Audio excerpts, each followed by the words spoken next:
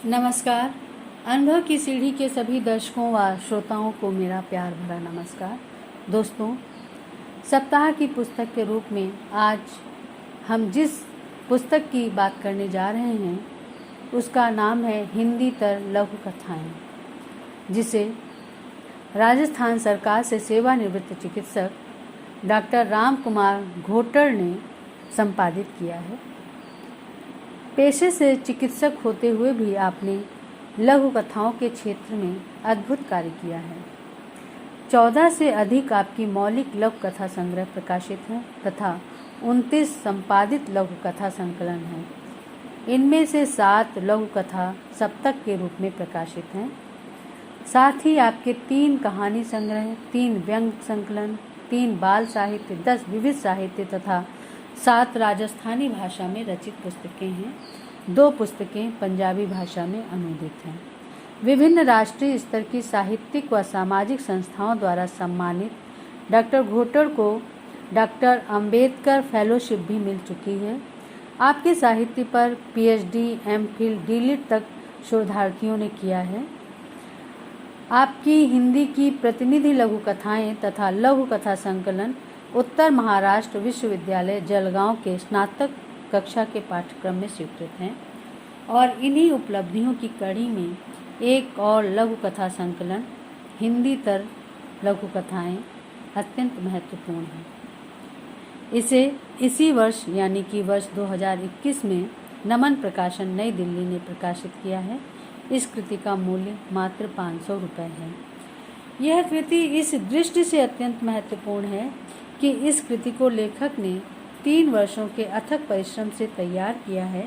इसमें उन्होंने 21 अहिंदी भाषाएं, जिन्हें भारत सरकार द्वारा मान्यता प्राप्त है, तथा 19 स्थानीय बोलियों को मिलाकर 40 हिंदीतर भाषाओं की लघु कथाओं को शामिल किया है। पुस्तक की विस्तृत भूमिका में लेखक ने भाषा, बोली, लिपि के संदर्भ में विवेचना प्रस्तुत की है। भाषा व बोली के अंतर को भी स्पष्ट किया है। वे लिखते हैं, भाषा का एक व्याकरण होता है, बोली का नहीं। भाषा की लिपि होती है, बोली की नहीं। भाषा का क्षेत्र विस्तृत होता है, जबकि बोली का स्थानीय स्तर होता है। भाषा मानकीकृत व परिमार्जित होती है, बोली नहीं।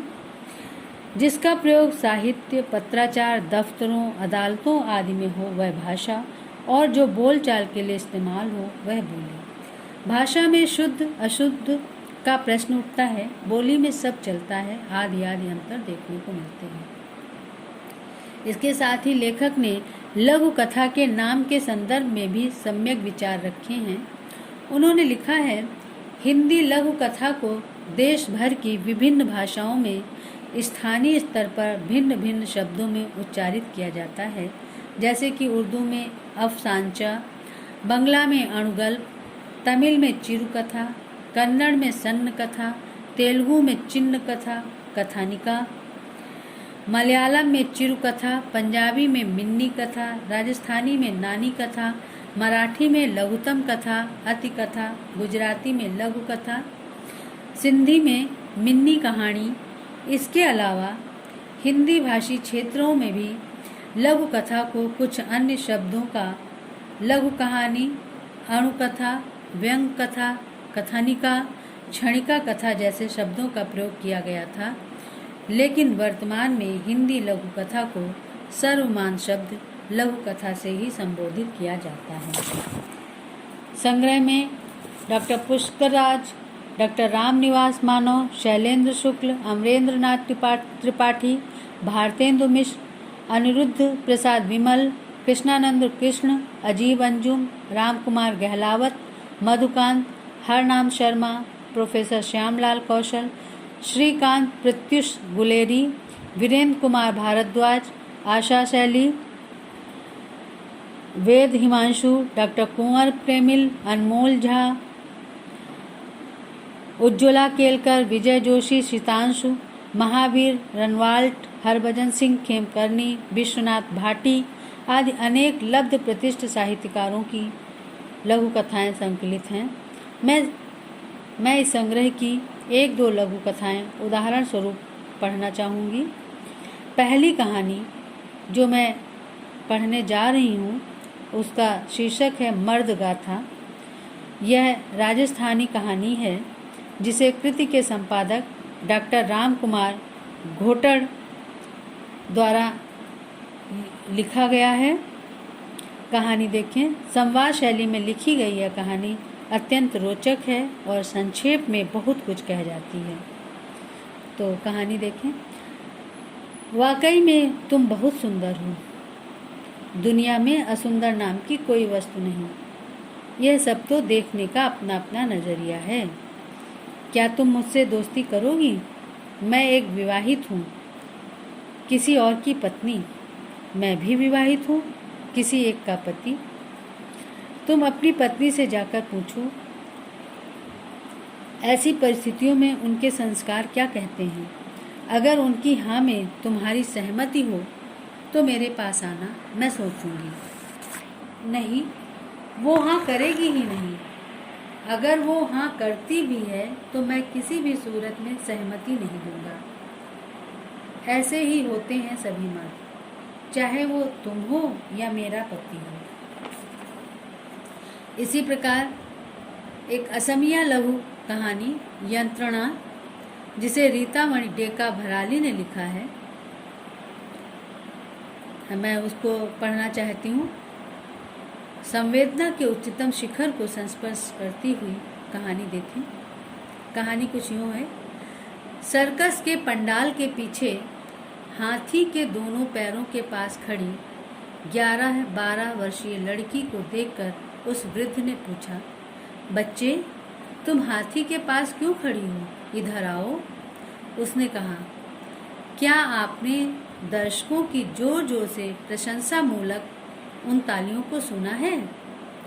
फिर उसने पंडाल का कपड़ा थोड़ा हटा दिया और अंदर बैठे वहाँ के शराबी लोगों की ओर इशारा करते हुए कहा, वे लोग अब मुझे पुरस्कार देंगे, तो फिर जाओ और अपना पुरस्कार ले लो।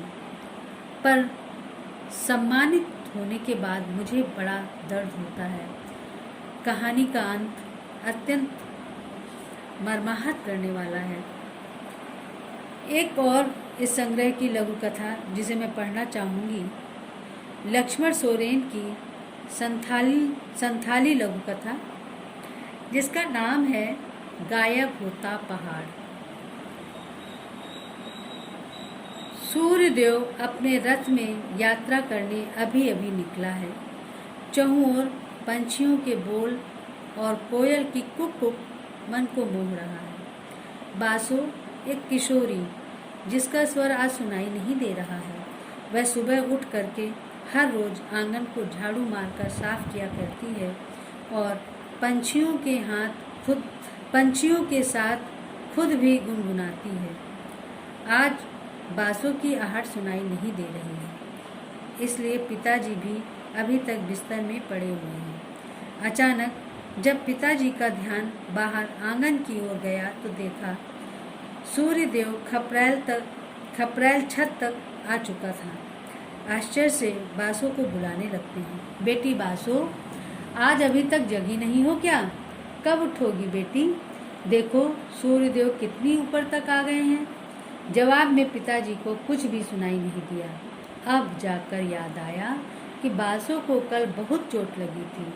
तालाब में नहाते वक्त उड़ती पत्थर से पैर में चोट लगी थी और वह नज़दीकी अस्पताल में भर्ती है अपनी माँ को साथ लेकर।